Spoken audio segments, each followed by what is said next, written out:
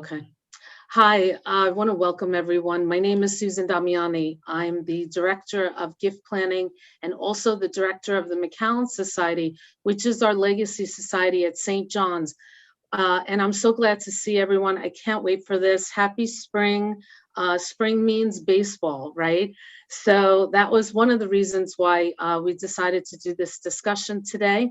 Our virtual power hours, they started at the beginning of the pandemic, and I can't believe that we're well over 100 power hours to this date and still going strong. So I'm glad you're enjoying all the different types of discussions that we've presented to you. But today is a special one because we have our Mets Hall of Famer and former St. John's baseball player, John Franco. John, thanks so much for joining on. We really appreciate it. And also we have another former St. John's baseball player who will be our moderator. He's also the assistant dean for Peter J. Tobin College of Business since 2018. And he's an adjunct professor in sports management since 2014, and also our youth summer camp director. I will say that Mike played with St. John's from 1998 to 2001. So thanks, Mike, for moderating this session. We appreciate it. Also, we have one of our alumni as well, Robert Ryan.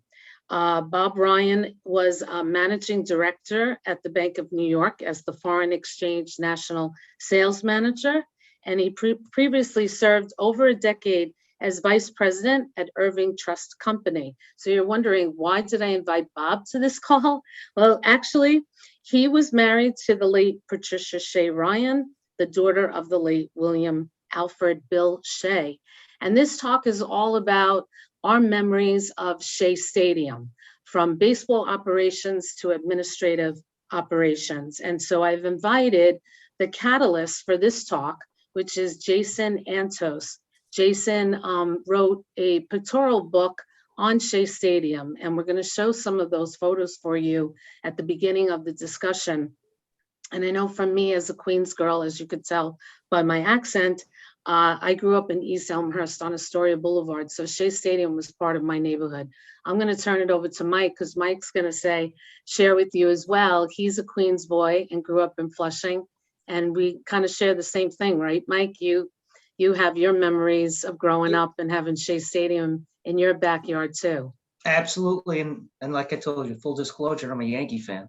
So that might bother You're some brave people. for saying that on the phone. I wasn't going to say anything. But that's why he said it.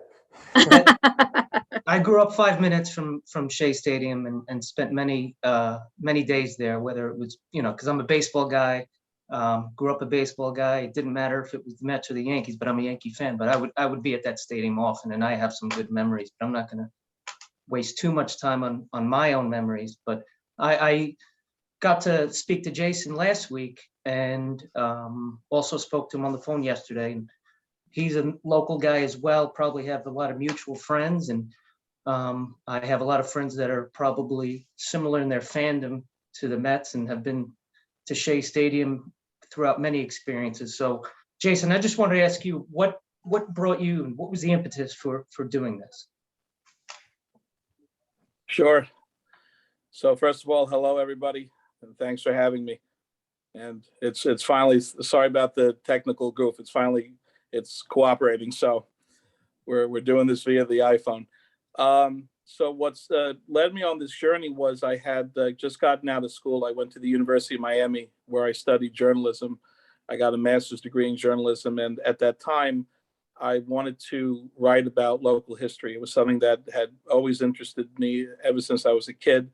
I'm a lifelong resident of Flushing, Queens. I grew up 10 minutes from Shea Stadium. And at the time I had published a book on the neighborhood that I grew up in, on the history of the neighborhood on Whitestone. And when that book came out, I was notified by the publishing company that they were starting a new history book series dedicated to sports, to professional sports. And so they were doing like images of basketball, images of football, hockey, et cetera. And they were doing images of baseball. And I said someone had I think they had told me someone was working on a book about Dodger Stadium, which is ironic because Shea and Dodger Stadium have the same architects.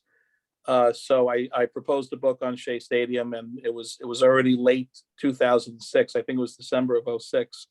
And they gave me the green light right away. And I started on this journey to document the history of Shea Stadium. I'm a lifelong Mets fan ever since I was 5 years old, and spent many amazing afternoons and evenings at the ballpark. So that's what really inspired me to do the book. I mean, I didn't think they were going to say yes, because at the time I was only 25 years old. I was young, but they, thank God, they had the good sense to trust me with the project, and I went ahead and did it. And I'm proud to say that it's the first history book ever written about Shea Stadium. Jason, you mentioned how you got some of the photos as far as, the Parks Department. Can you share that, that discussion that we had last week? Sure. When you're doing a book like this, they require, I think, a minimum of 180 archival photos. And so you tell the publishing company, sure, no problem. And then you got to go out and find this stuff. But where do you look?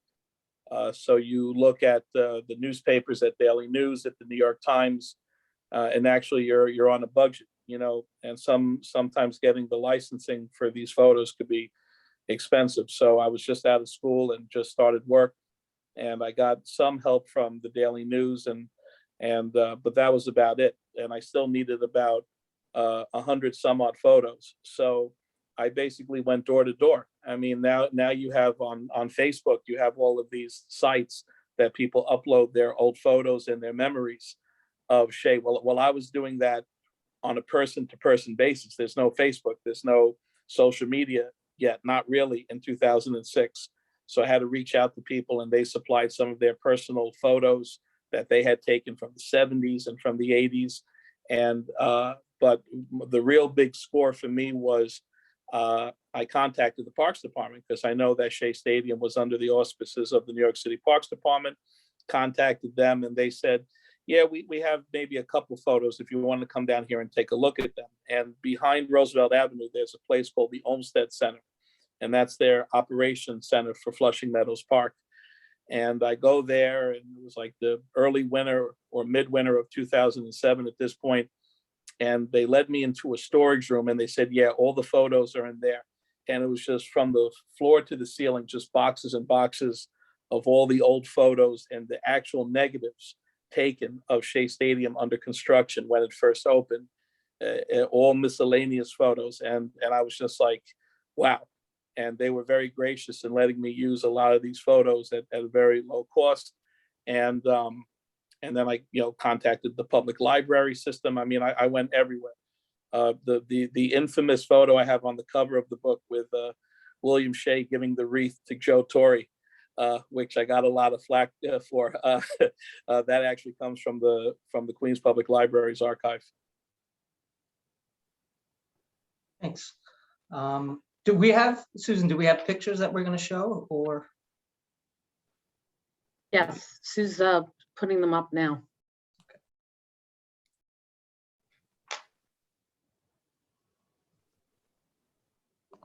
Can you see the photos? Oh yeah, I see Power Hour series.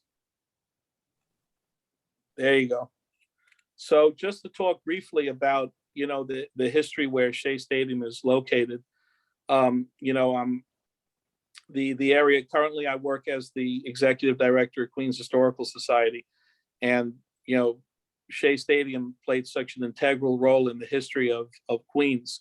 But the location where it once stood and where Citi Field stands today is very, very important to the history of New York City, and especially to Queens. And what we're looking at here is an aerial photograph from 1929, 1930, and that's Flushing Meadows Park. In the upper left-hand corner is Corona. And as you can see, it's all swampland, and these little bridges that go over the river. And you see that there's like that gash that goes like across from top to bottom of the photograph.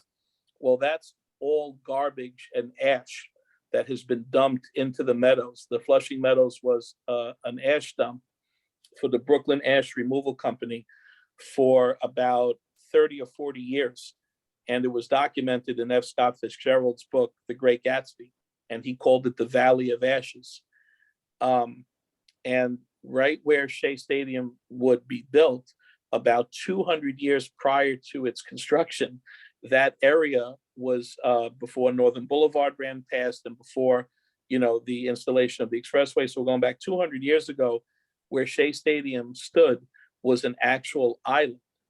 Okay, and that island was called Yonkers Island or St. Ronan's Well, and it was used as a picnic ground. It could only be, reached by boat or a little ferry or canoe, and people. And during the early 1800s, mid 1800s, it was actually used as a place on the Underground Railroad, and runaway slaves, used it as a hiding place as they were moved along the Underground Railroad. And Flushing was a hub of the Underground Railroad. The Bound House, which is on Bound Street, right by Northern Boulevard, is an actual location on the Underground Railroad trail.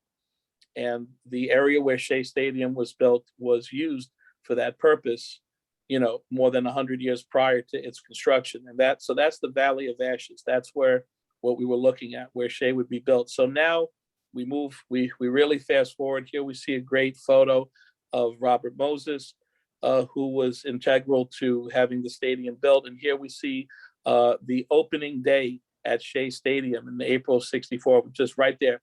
That's Mayor Wagner presenting William Shea, who's to the right. He's presenting him with a cigar case made out of stainless steel. He's presenting it to him, and on the top of it is an engraving schematic of Shea Stadium. And as you can see in the background, the scoreboard, all the digital writing on it, because the scoreboard is they're still trying to program it.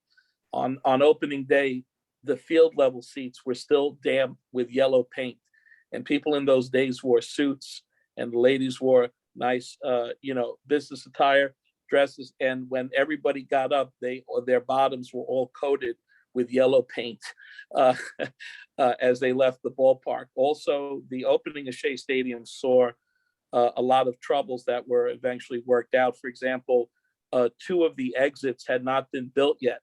So the 50,000 plus people all had to file out of one exit, which caused a lot of difficulty.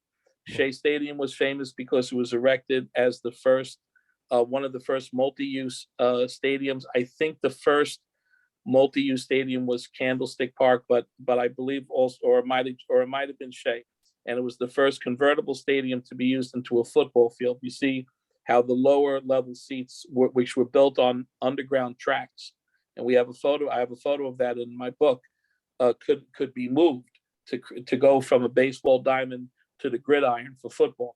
And it was Jason, I'm curious to get John's input on, as a New Yorker and somebody that played for the Mets. Did you have knowledge of this history of Shea Stadium, John? I didn't know it was on swampland. There was some times when I felt like I was pitching, I was on the swamp, sinking all the time. That's for sure. But just the history of it and the way Jason's explained it to us, very, very interested. How it all came about, and how the stadium was converted from a baseball to a football stadium. Because as a kid, I used to go to the Jet games also, and later on when I became a player for the Mets, then in the bullpen, you could see the tracks that the stands used to be rolled to make it into a football stadium. So the bullpen area had like the track system that would move the stands around so it would become circular. So it was very interesting. So when you came from, you being a New Yorker, you were playing in Cincinnati, and now you come back to New York and play at Shea Stadium. Was there a feeling that you had when you walked in there? I grew up a Met fan, so coming back to the stadium is very, very special. All my childhood memories. My Tom Seaver was one of my favorite, and my idol, and I got to meet him years later. But just being in the same stadium as these previous players, the great players before me, was great. And then just being part of the stadium and seeing all the ins and outs every day, from underneath to going to sitting in the mezzanine section when I was a kid with my brother, And there's a lot of great history in that stadium. You could share what you mentioned about the bullpen. Go ahead. Well, there were times we were in the bullpen where, you know, on an April, May night, because the bullpen was situated in right field, and I guess whoever's in stadium operations was in charge. The garbage dump was in right field too, where they would put all the garbage from the stadium. And there would be nights when we were sitting there just watching the game, and we see these rats running by our feet, and we throw balls at them. And finally, one of the guys brought in a BB gun, so we used to have target practice with them out there. But it was interesting. We had one guy from Dominican Republic. He used to shoot the pigeons and kill the pigeons and bring them home and cook them. So things like that. But probably one of the best things that I've done was climb the scoreboard during the game, and to climb up the scoreboard and watch the game from the top of the scoreboard. There was like 3 or 4 of us up there watching the game, and I'll never forget the phone rang and Sid Fernandez was with us on the scoreboard, and he had to get up to warm up, and it took him about 5 to 8 minutes to warm up, and that Davy Johnson was like, where the hell is he? And we kind of explained to David that Sid got stuck in the scoreboard up there. But it was great. We used to take the golf cart and drive around the stadium during the game. The batting cages were underneath. It was an interesting ballpark. One of the stories we used to tell all the rookies was because in right field there was like a little hill, and we used to tell them don't stand in that spot because Casey Stengel is buried there. And the guys used to say, "Oh, are you kidding me?" I know Casey Stengel is buried there, so don't be standing there. So, but a lot of great memories as a kid going there, watching the Mets, obviously the Jets. I remember when the Jets played there, and the concession guys used to walk around with the backpacks. They looked like something from Ghostbusters. You know, they had the hot chocolate used to be in those big metal containers, and they used to give them. Yeah. So great memories as a kid, great memories as a player, especially during a playoff time where the fans, the whole stadium used to just rock. Yeah. John, as a player, how did it compare to, some of the other stadiums around the league?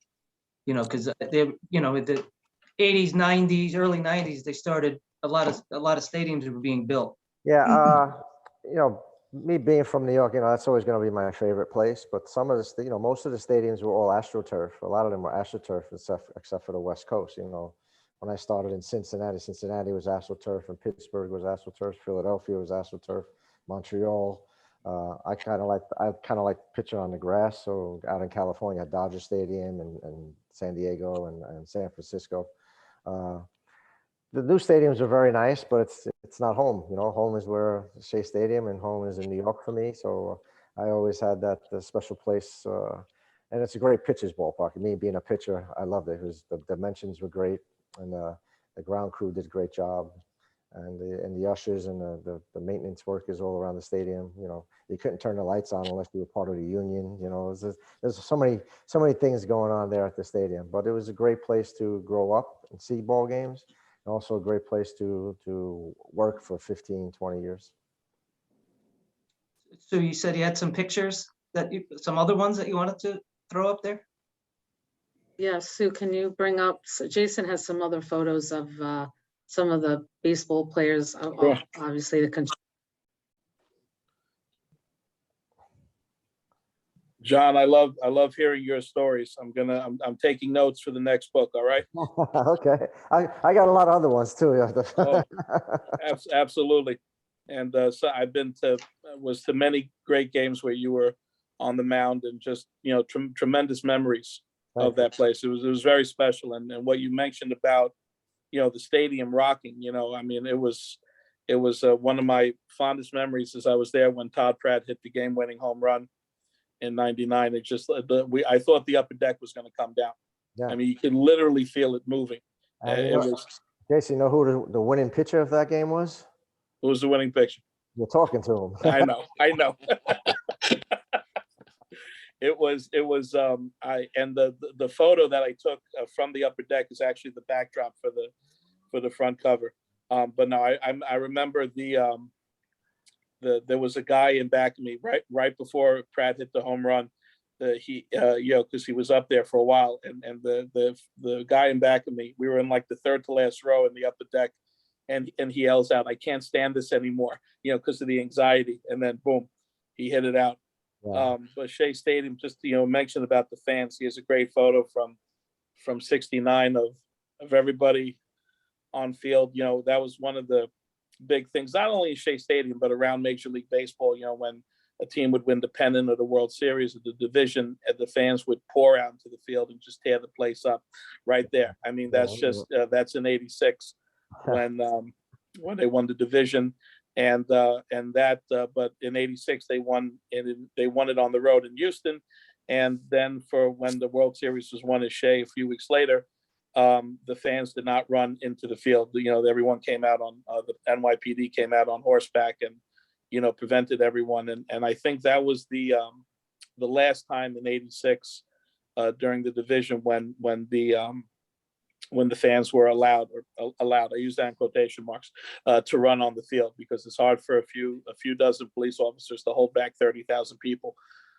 This, of course, is the great moment in Game 6 of '86 when parachuted into the stadium. I was not lucky enough to go to Game 6, but I have very vivid memory of Game 6 because I was at my cousin's house, and his home at that time was right next door to the Holiday Inn, which is on the Grand Central Parkway opposite the ballpark.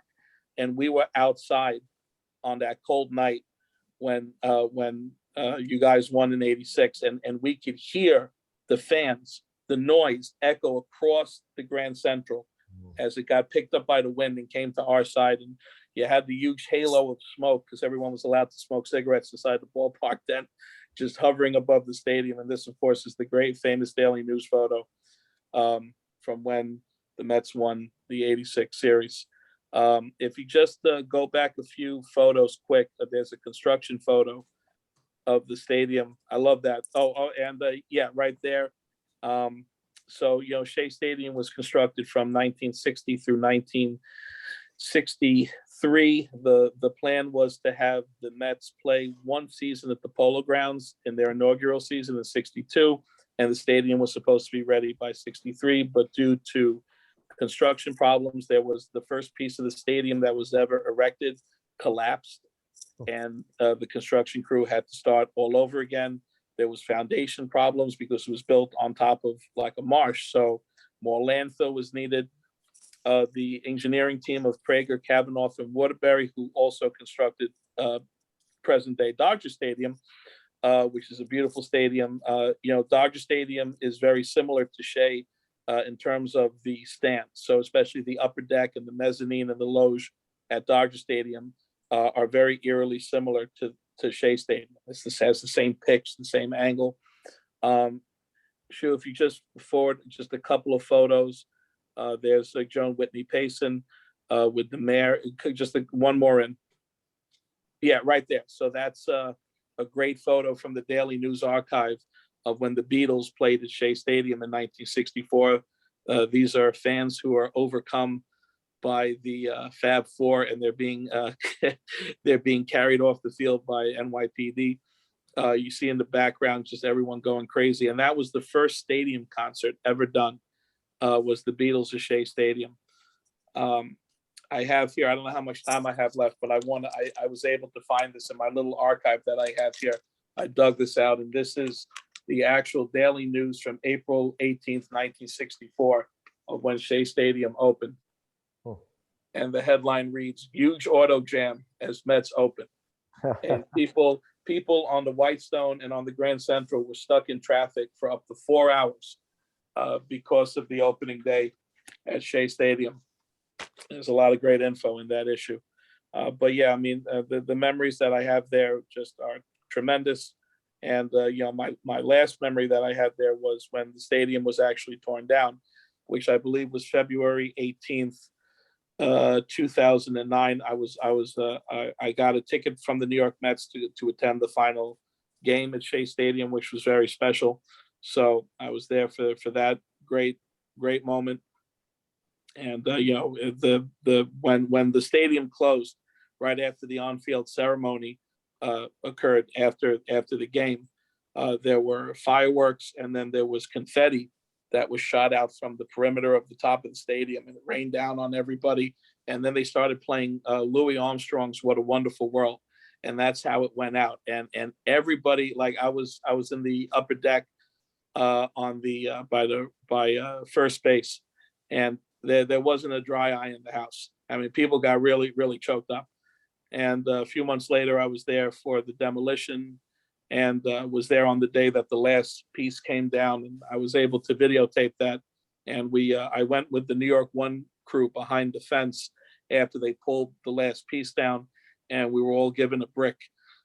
So I have that with the confetti on top, and so that's my keepsake from Shea Stadium. John, what's your favorite memory?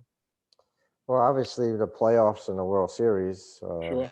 being at the stadium, but just, I remember as a kid, I was in maybe high school, and I had a friend of mine, dad knew Joe Torre, and they got me a private tryout with the Mets. And I remember throwing in the bullpen where Joe Torre came out to watch me pitch with Joe Pignatano was the bullpen catcher. And I remember Doug Flynn walking by with his big cowboy hat. And I remember as he was walking by, I threw a wild pitch, and I almost hit him with the wild pitch. And I was like, oh my God, I was so scared. I was really nervous about that. But I mean, I had so many great memories at the stadium. There's so many, obviously the playoffs in '99, the World Series in 2000, but a lot of games in between, a couple of fights that we had against some of the other teams. I got thrown out of John Franco Day at the Shea Stadium. That's the way to do it. You got to. Yeah, I stick it up for my teammates. If it's your day, you do what you do. That's it. I kind of caught a lot of stuff because it was my daughter's birthday, and we had a suite for all our friends and everything. And I got the first or second inning, I got thrown out of the game. And I remember the umpire coming up and going into the dugout and pointing to like 3 or 4 or 5 guys and says, you, and you, you're out of here. And he pointed to me, and I said, why am I out of here? And he says, look at you. And I looked at my jersey and my uniform. I had a little blood on my face, and I said, okay, I guess you're right. And I remember the people that were in the suite, they were telling my daughter, Nicole, your dad's fighting. And I was like, oh my God, I'm going to hear this now. But, there's just so many great memories, so many great guys, so many great teammates. The dugouts, the dugouts are really small at Shea Stadium. The locker room was really small. I mean, there was, the food area, the workout area. You had to take shifts and go in to work out. You had to take shifts to go eat. There really wasn't too much private areas for the players like they have now. I mean, now they got a swimming pool, a food room. They got massage tables, a big weight room. So, but the small locker room bring everybody together, and that's the one thing that you always say about Shea Stadium. All the celebrations and the champagne and the beer and everything when we won. It brings back so much great memories. Awesome. Bob, wanted to ask you some of the history that Jason shared. I mean, how much are you familiar with that history, and anything you want to share about your thoughts on it? I'm old, but I don't go back to the 1920s. It just takes me back. I showed up in '73. And the first game I ever saw was Catfish Hunter from Oakland against Tom Seaver in the World Series, I think it was. And it was incredible. They pitched 9 innings, and I think Tom lost 3-2 to Catfish. And I believe opening day they're going to unveil a statue to Tom Seaver over at the Seaver Gate. Yeah. So it's just amazing. Time flies too fast. What's interesting is, by the way, there is still, I was telling the guys the other day, there still is a Shea Stadium, not a Shea Stadium, a Shea Field in New York. Mr. Shea happened to be chairman of the board of Little League International, and the Harlem Little League named a field after him. So up at Marcus Garvey Park on 121st and 5th, there's a Little League field, and it's called the William Shea Friendship Field. And their motto is, there may not be a Shea Stadium in New York anymore, but there is a Shea Field. Okay. So anyway, that's, if you like trivia. The other thing that's trivia is, I don't know if you can see this. Can you see that? Oh, wow. that is, Tom may have met this guy. Bill Gallo is a cartoonist. Mhm. And when Mr. Shea died in 93, he put in the Daily Snooze, he put this picture. And what he said was, this guy was a good guy. What they should do is give him a number and put his name up on the wall. And instead, he was the first guy where they put a circle and they put Shea, S-H-E-A, in the middle. And now it seems every ballpark has somebody's name up there now. I happen to have, when Shea Stadium closed down, gone and gotten that sign. The Mets gave me permission. And I have that sign that says SHEA in my basement down here. So Wow. the one at Citi Field now is new. So, but you know, Mr. Shea he came from George Washington High School up in the Heights, and his last resting place, he's buried up in Trinity Cemetery on 152nd and Broadway. Mayor Koch is in there too, some other people. But he came from that area. So he was a local New York City guy, and he was born, I don't want to say born on the streets, but he was very much New York City. And he ended up going to work as a lawyer in Brooklyn for the firm that happened to own the Dodgers. And the guy he worked with was, what's his name? The guy who took the Dodgers to LA, O'Malley. Walter O'Malley. He worked with Walter O'Malley. And O'Malley bought the team, took it off to LA, and got rich because if you look at the history of baseball, pre-1950, if you wanted to go to LA, you had to fly from New York to St. Louis, then to Denver, and then finally to the West Coast. So it didn't make sense for a baseball team that was only earning money from parking, popcorns, and radio and ticket sales to move all the way out there and then incur these huge costs. So basically, California, with all the soldiers that came back from the war, stole the teams from New York with big money. They basically paid the Giants and the Dodgers to go out there, and that's how Mr. Shea got involved with the stadium, because Mayor Wagner called him up and said, "Get us a team," and hence he started the Continental League, which never played a game, and then eventually Mrs. Payson. Where I live out here in Port Washington, Long Island, this is a hotbed of Mets people out here. Mrs. Payson lived out here. Her daughter, Linda DeRelay, lives out here somewhere next to Macy's. So when I was younger here, just a century ago, I used to bump into a lot of the guys who played up here. I remember Bobby Ojeda was out here, and Strawberry and Dykstra and a few other guys, some of the younger players too. And Mrs. Payson, if you were very young and not making very much money, she would put you up on her property, which is a giant estate up in Sands Point. Put you up basically for free, so you didn't have to incur huge expenses. But that's pretty much. Mr. Shea was a wonderful guy. I mean, he was the guy you went to if you want to get something done. He was the guy you went to if you needed a friend. There wasn't a soul in this world that he wouldn't stop and say hello to. He was just a nice, easygoing guy. And I mean, 10, 15 years after he had passed away, and I'd go to the stadium, the ushers used to say to me, "Hi, Mr. Shea." And I'd say, "No, my name ain't Shea, it's Ryan." They say, "Oh, no, Mr. Shea, how are you? You're part of Mr. Shea's family." And they'd sit me down. It was great memories, great stuff, you know. And I remember when I used to go on the train in the morning on Mondays to the city, we'd be on the Long Island Railroad. We'd go past the stadium, and he'd turn to me and say, "Robbie, 15 minutes after I'm dead, they're going to change the name." And it took almost 19 years, but everything goes, everything comes, everything goes. So, but pretty much that's it. Thank you. Well, before I ask some Q&A, since we have Coach Blankmeyer on here, Coachy, so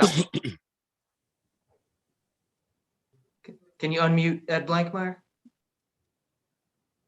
By the way, I do have the 69 Mets ring, Mr. Shea's, and it's my prized possession, locked up. That's a good one. Yeah, he had 7 rings, Johnny. He had two Redskins. He had 2 Yankees. He was on the board of the Yankees for George. And he had Giants. He had a Giants ring, the Denver ring from '89. Uh-huh. So he had 2 Redskins, 2 Yankees, 2 Mets, and a Giants ring.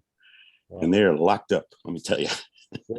Coachy, And when our stadium here at St. John's was being built, we played 9 home games at Shea Stadium. Yeah, yes, we did. When they decided, I guess the Mets were looking to relocate from their upstate area.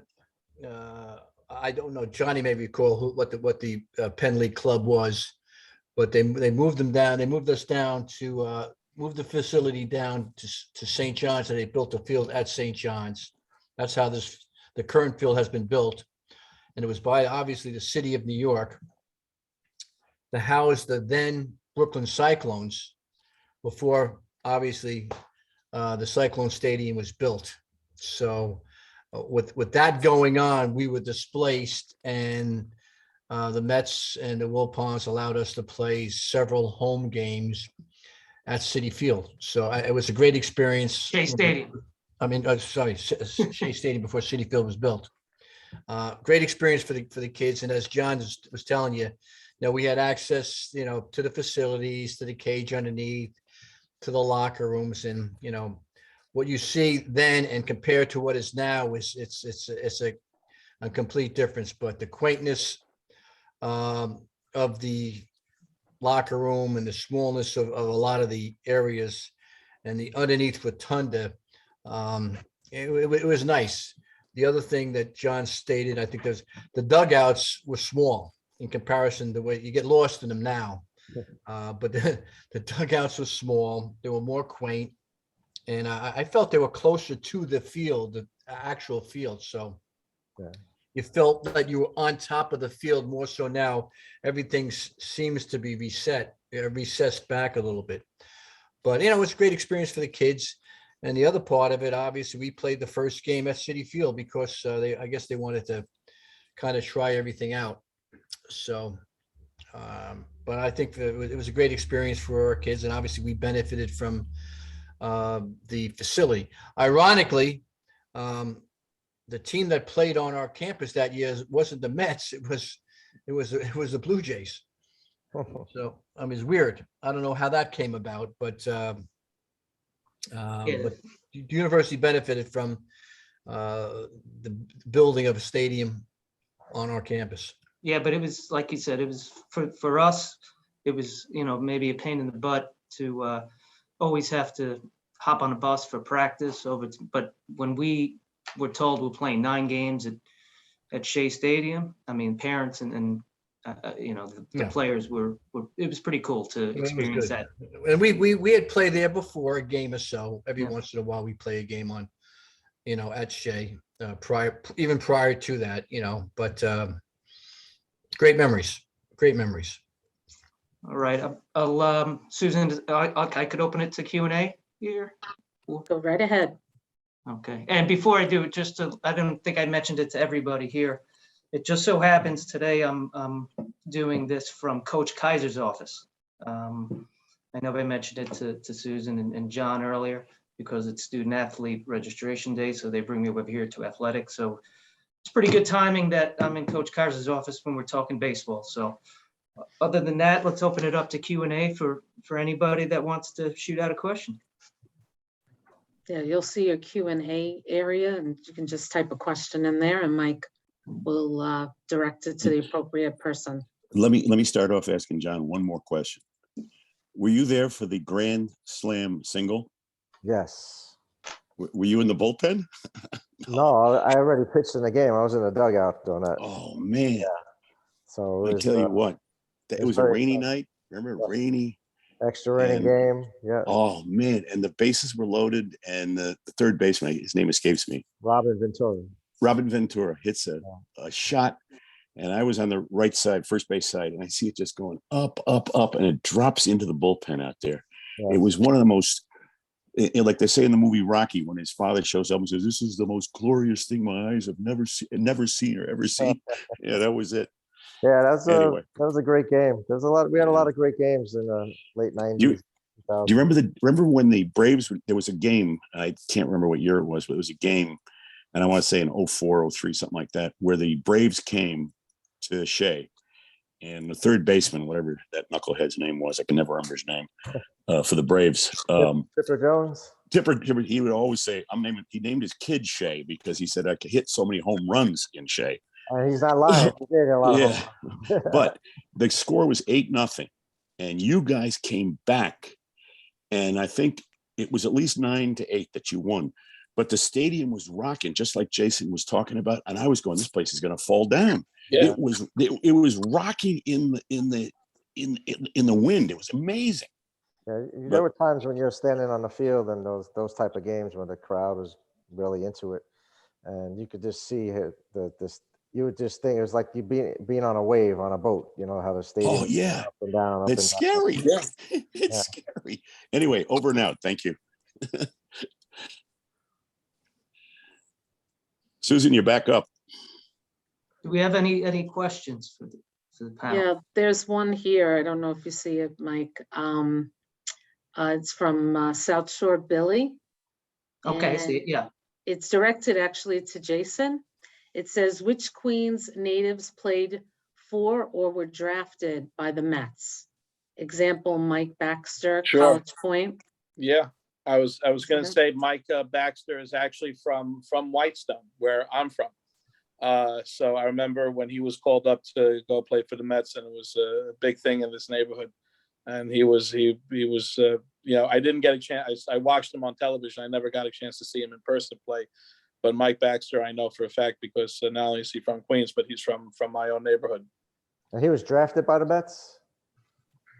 No, I believe No. so. Oh no, I don't think so. No, No, he he was wasn't no, he with us. wasn't. No, he was called up to play. Yeah, he wasn't drafted. He came over to the Mets. But Yeah, so he you- came over. I don't know, And Coach Blankmeyer and I know Mike Baxter very well. Yeah. Mike Baxter went to Archbishop Malloy, where I went. I knew he came after I finished playing, and Coach, we had him up in the press box recruiting him. You remember that? Yeah. Before he went went to to Columbia, then he went to Vanderbilt.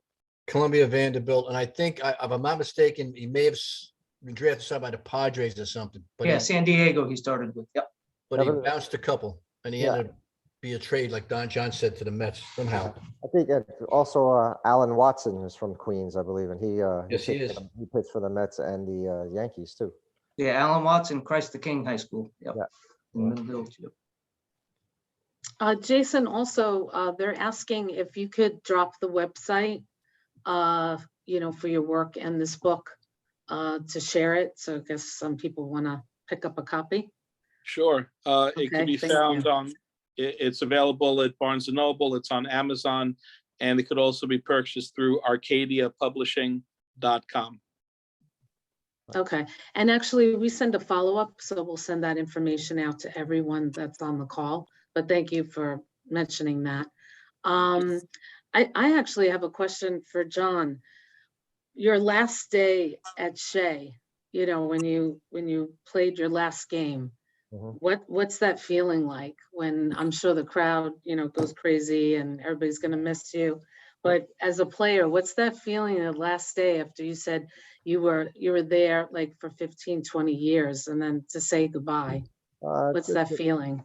It's a sad feeling. Mm, I knew I didn't want to retire yet, but I knew that the Mets weren't going to offer me a contract for the following year. So it was nice because I got to pitch, I think, the last inning, and Todd Zeal, who was retiring, also got to catch me. Todd Zeal came up as a catcher, and obviously played third base, first base. And that game, he wanted to catch me. So both of us ended our careers, me pitching to Todd and him catching me. And I believe he caught. There's a foul pop-up that he caught. It might have been the second or third out. So it's sad, but that's the nature of the business. And I got to come back the following year in a Houston uniform, but it wasn't the same. Getting dressed on the other side and coming out in the visiting dugout, even though I had done that prior to the Mets with the Cincinnati. I just didn't know better with Cincinnati to know what to expect. And then when you get to the Mets, you know what to expect. Like I said, it was a great run. I got to. Well, people talk about the New York fans, so, Yeah. changing tell you something. teams, do you really see the difference? The New York fans are saints compared to the San Really? Francisco, Really? compared to Philadelphia. Yeah. When we played the Giants in 2000, we were getting cursed from your dead grandmother to your unborn children. And Wow. it was crazy out there. It was really bad. But Does that really throw your concentration off when you're playing though? Like No, or did you just get immune to it? you turn around and you laugh at them. You know, Is it? you look where they're at and look where you're at. You know, you can get into a shouting match, but after a while, you get used to it. You know, it's you can't please everyone, and people are going to Right, say what they want to say. You know, because right. they pay that ticket. It's like the good old days when we used to Mm.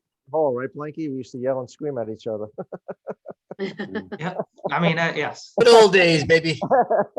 I mean, I think probably St. John's and Seton Hall were known as two of the bench jockeying kings of the Northeast. I tell you Yeah, that. we had a pretty good squad when I was there, that's for sure. I had, it's, Wendell Cruz has a question, quickly. He said, is there a current amenity that Citi Field has that Shea Stadium didn't? Good question. Cleanliness. Cleanliness, the food's a little better. Yeah. The bullpen's nice. There's no rats out there. The dugouts are bigger. I mean, there's so much. I mean, that stadium is a state-of-the-art stadium. They did a great job. The Wilpons, when they built that stadium, I thought they did a great job. I think they paid $800 million less than the Yankee Stadium, if my numbers are correct. But it's a beautiful stadium. It's fan friendly. You feel a little closer to the field over there. You can get up and walk around the whole stadium. That the Shea Bridge is really nice, and all the food outlets out there are really good. They just did a tremendous job. But you know, the history of Shea Stadium, you know, with the Jets and you think about the Super Bowl and the Mets in the '69 and '86. You know, as a kid sitting in the stands and watching them, I remember, you know, going to Bat Day and Banner Day and you know, taking pictures with your favorite friends or your favorite players and getting to meet them. Those are some great fond memories. And I always remember where the ushers wearing their uniforms and their hats when they would sit you down. You talked about the bullpen. Am I correct that did you have a garden out there? Yes, we had a garden. I was in charge Yeah, of the garden. grew Yes. some tomatoes, right? Yeah, well, the history of the garden was Joe Pignatano, who was the bullpen coach for years, was from Brooklyn, so he used to grow tomato plants out there. And I always said that if I ever got traded to the Mets, I want to pick up where Joe left off. So I had myself and Dennis Cook and Turk Wendell. We took care of the gardens. We grew tomatoes, green beans, string beans, cucumbers, and every once in a while during the game, we would pick one and eat it if we got hungry. We would make a little salad out there. And then when we were on the road, the ground crew guys used to take care of it. And we used to keep track. We knew who was guys. Some people were stealing our tomatoes out there. We got kind of pissed about that. But, yeah, it's all good. All good. You know, you keep it busy, especially in the bullpen. Is just you grow such a brotherhood, so it's closeness of the guys. Because in most stadiums, the bullpens are in the worst area of the stadiums. And I remember playing in the old Milwaukee Stadium.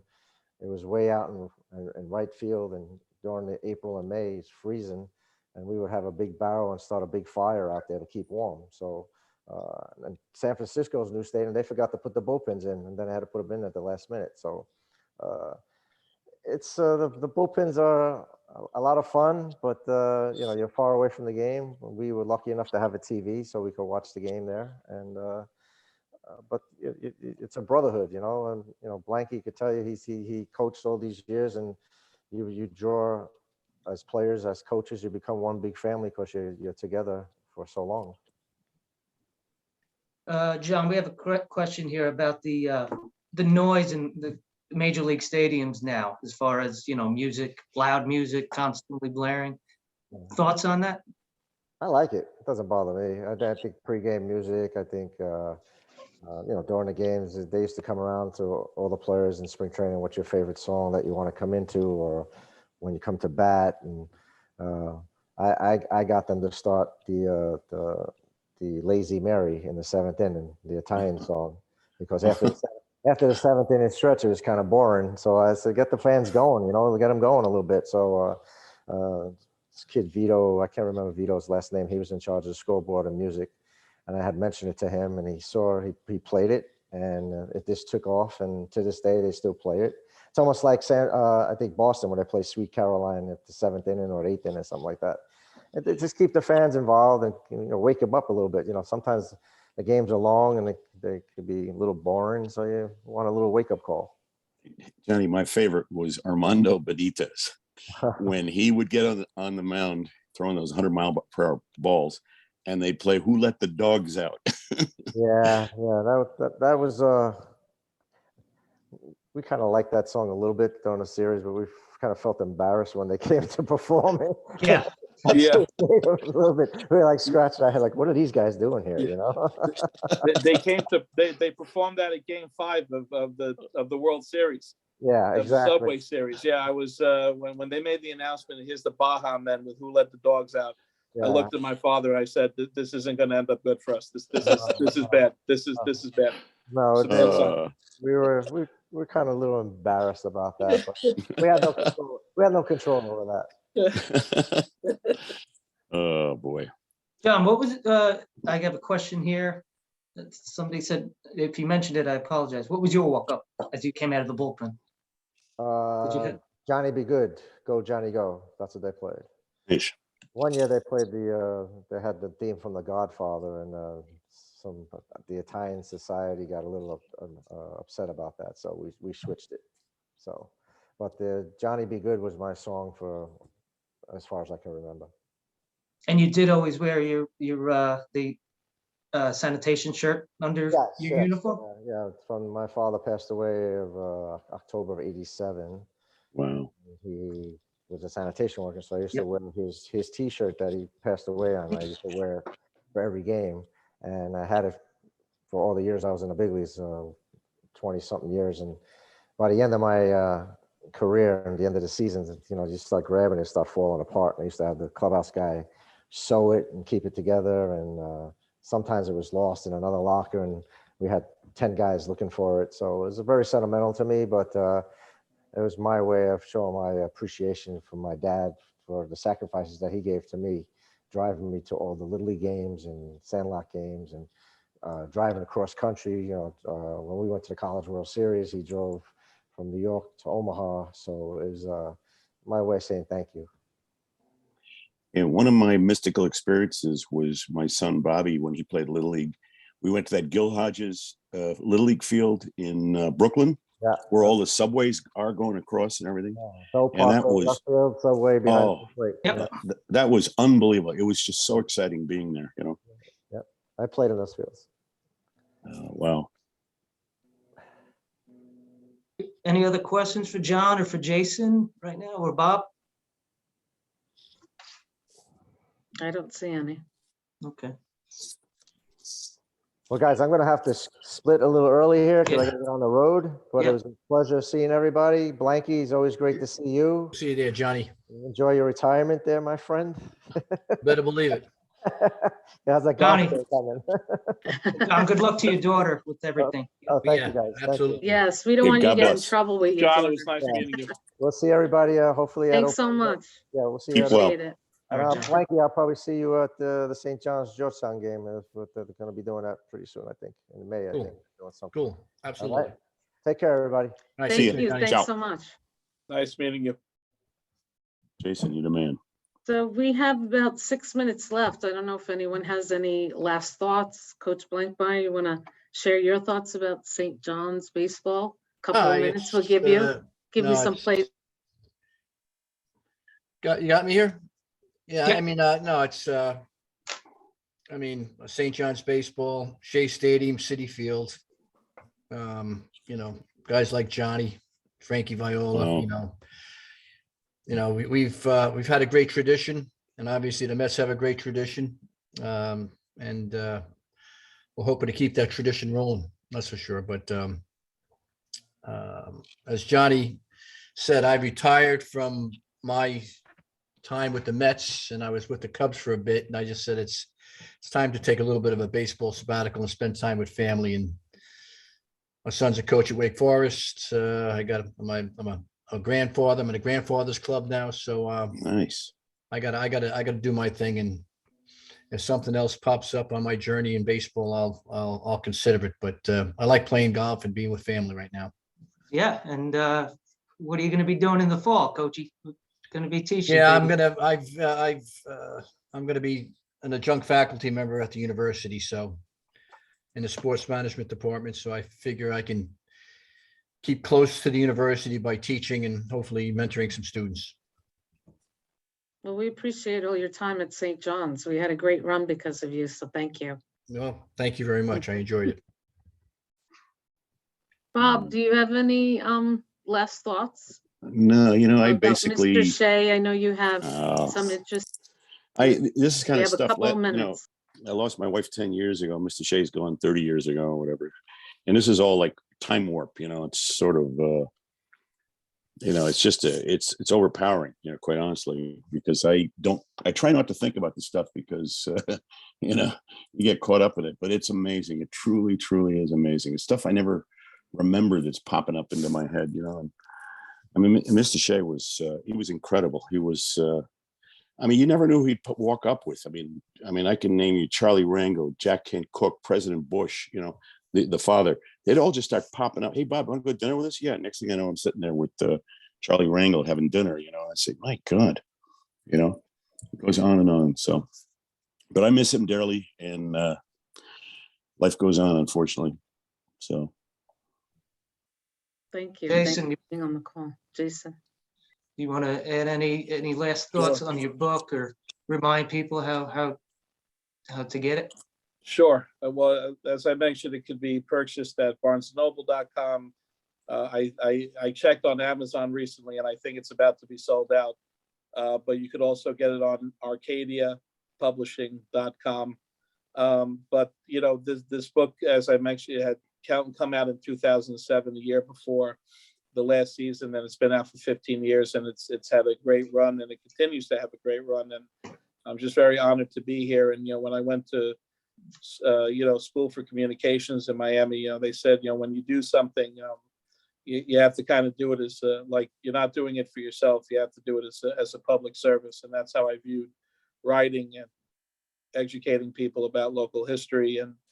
And this book really is, as Bob had mentioned, brings back a lot of memories for people, and that was the main objective. It wasn't just to write a book about Shea Stadium. It was about the main focus was to make everybody proud of the memories and have a conversation piece. That's why I hand selected every photo. I had there's like a theme to the book. There's like a beginning, middle, and an end. And I'm glad that the book achieved that objective, and that people enjoyed it.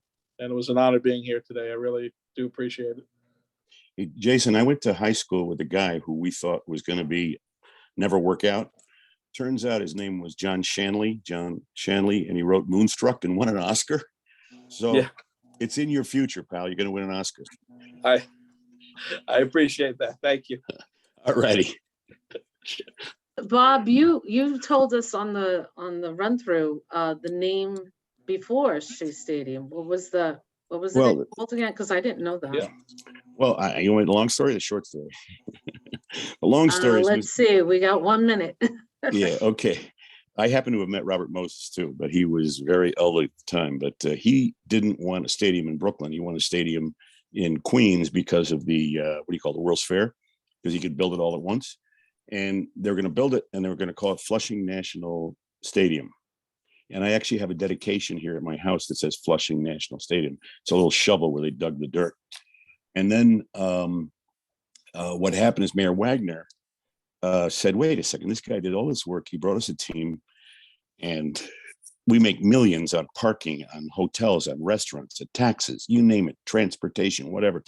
Why don't we name it after him? So that's what Mr. Mayor Wagner did. He went to the city council, and they agreed, and they named it Shea Stadium after Flushing National.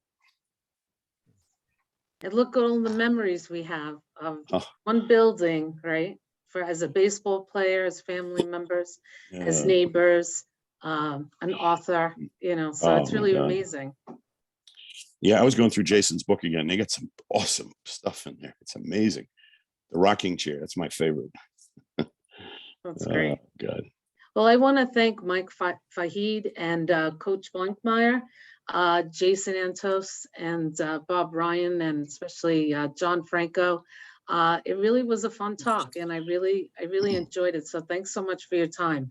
One last note on Susan, Bob. What do you got for me? We thank you. Thank you. Oh, that's sweet of you. Thank you.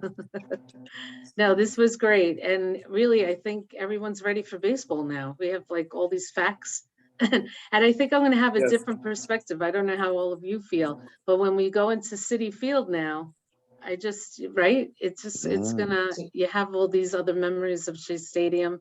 You have a better perspective, I guess, on the whole history. But Yeah, that's there's good thanks to things all about of the new you. stadiums, but you miss the old ones, I'll tell you that. Exactly, Sure. yeah.